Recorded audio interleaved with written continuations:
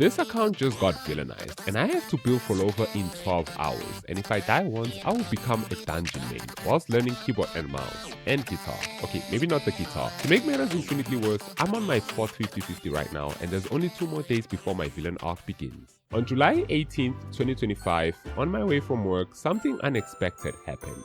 I got a notification from YouTube regarding a live stream happening in a few hours. I was so unprepared for such news because the day before, I was also playing the story quest for Looper and trying to leech onto any amount of S-rights I could possibly find. The worst part is the comments I was getting. Players were hyping Looper, and as each second passed by, another player would try to convince me into giving up. As hesitant as I was, I decided on pre-farming for Phrolova within those 2 days.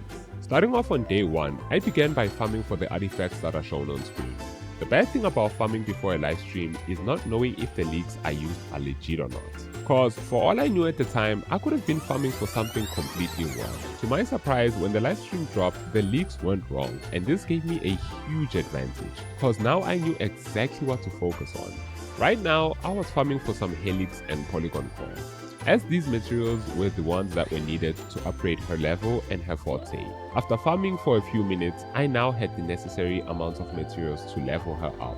So I went to the weekly challenge to begin farming for her forte. Whilst farming Hecate, a question kept lingering in my mind, and it was, why am I even pulling for Phrolova? Part of the reason was because despite her being a villain and being a victim of mutual antagonism, I want to pull her because I think I can relate to this character. Now, I'm not trying to say I'm not a good person. I just love the way the character is designed, and I'm also looking forward to the story behind the design. Bro, I just realized something. I've been neglecting Carlotta since I got her. I promised I'd get her a sequence during the anniversary, and I never got to keep my promise. So, it's about time I show my main how much I truly care about her. I hope you guys be taking good care of your mains out there. Oh my god, bro. I don't think I'm beating the Guna allegations on this one. But jokes aside, the skin looks fantastic. Other than Marvel Rivals, I don't think there's a game that can top Hua when it comes to the summer skins. I wonder what would have happened if Cheng-Li got the exact same skin though. Nonetheless, I ended the forte farming since I now had to focus on shell credit. During the shell credit farming, I got flooded by a ton of comments from players who were hyping Looper, and as each second passed by, another player would try to convince me into giving up. As hesitant as I was, I did not fold for our goddess warrior because something unexplainable was about to happen after Phrolova release. So after farming for a while, I claimed my dailies, and I also went to check on how much resources I had gotten so far, and to my surprise, I had the exact amount of resources that were needed to max out Phrolova on release. So I took a deep break in my apartment by watching The View, reading some papers, and also getting some rest. And that same night, I had a dream. I was surrounded by a ton of books and petals in the middle of nowhere, and as I walked, those books led a path to something, someone I never thought I'd see. The second I woke up, I knew this was a sign. So on the last day, I decided to grind out an event that I hated the most, just to get enough airstrikes to do a 10 pull on lunch. After playing for a while, I understood the core mechanics of TCG from Wish, and this made every battle against any opponent extremely easy, until I met my match, Timmy's cousin. So I'm gonna be honest, things weren't looking good for me. As I was 3 HP and he was barely scratched, I implemented a tactic so demonic that not even Timmy would counter it. And this very tactic was the main reason I was beating Timmy countless times. Hi Timmy, I unalived your birds and now I'm about to unalive your echoes. Yeah, think, I won this bro. GG's Timmy. So after pre-farming, I went to check on the banner just one more time before I get to pull her. Alright, so downtime is over and let's check what Kuro has cooked for us. Okay, extra pulls in case I need to go twice. That ain't bad. What about the banner though?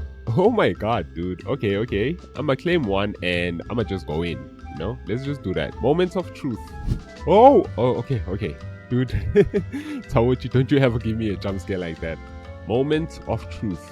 After getting her on my first 10 pull of the patch, I got a bit too excited and made the biggest mistake of my life. Instead of using my airstrikes for Forging Tides, I accidentally used them for Radiant Tides.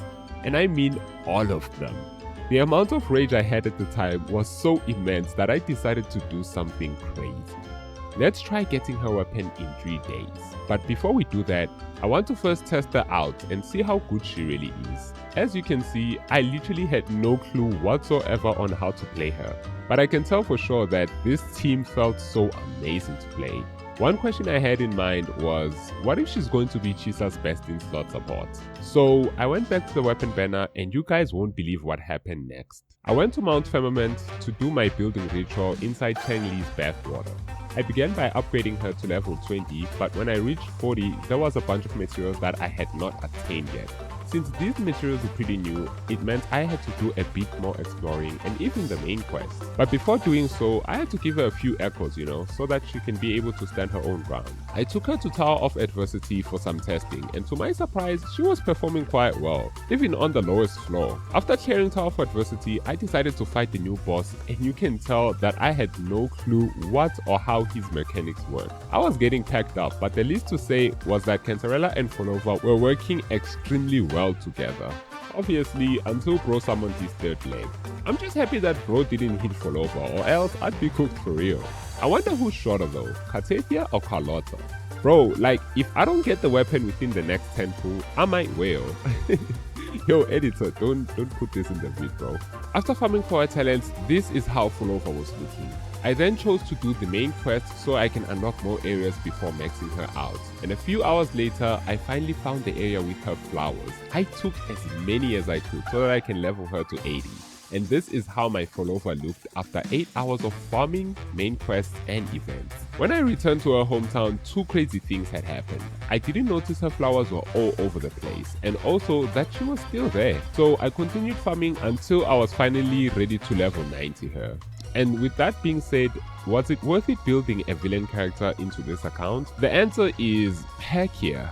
Not only was the character story so relatable, but it was genuinely so much fun playing her and getting to know the truth that villains aren't born villains, they are made. I do really wish Rover jumped into the water to save her though. Also, if you enjoyed the video, you don't have to subscribe, a single like is more than enough. Oh, before the video ends, I did one more 10 pull and you won't guess what happened. Bye, have a good time, bye. Did my voice just crack?